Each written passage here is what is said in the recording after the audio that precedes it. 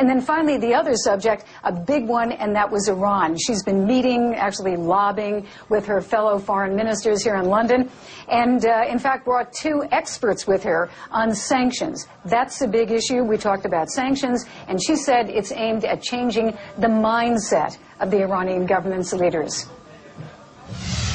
The sanctions will be tough and clearly aimed at the Iranian economy, but that the international community does not have a choice.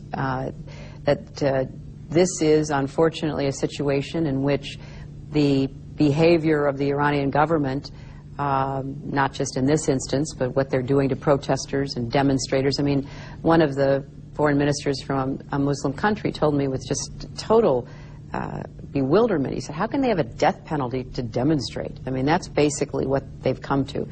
So their society is under a lot of stress. We think it's imperative to change the calculus of the leadership, and we think this is an appropriate way to proceed, so we are pursuing it. So change the calculus. That's an interesting phrase. How quickly all of this will happen, not clear. The Secretary wouldn't say exactly when they will have those sanctions ready, but you can bet, Hal, that they are working very, very hard at putting those together right now. And what kind of shape would these sanctions take? I mean, it's interesting that sanctions in the past haven't delivered the political results that were hoped for by the United States and some of its allies. How would these be different? Well, there are two things that they want to do. There are existing sanctions, and they want those enforced, because many of them are not enforced. The new ones would be targeting the Revolutionary Guard Corps. They are very much in charge of major portions of the Iranian economy. And they're also, they want to target them because, as they have said, the U.S.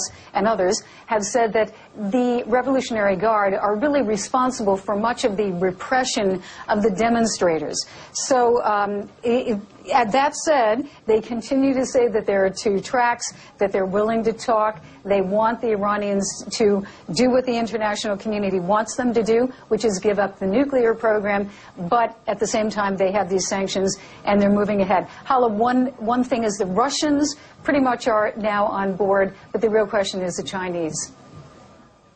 All right, thanks very much, Jill Doherty. They're reporting to us live from London. They are on her interview with Secretary of State Hillary Clinton.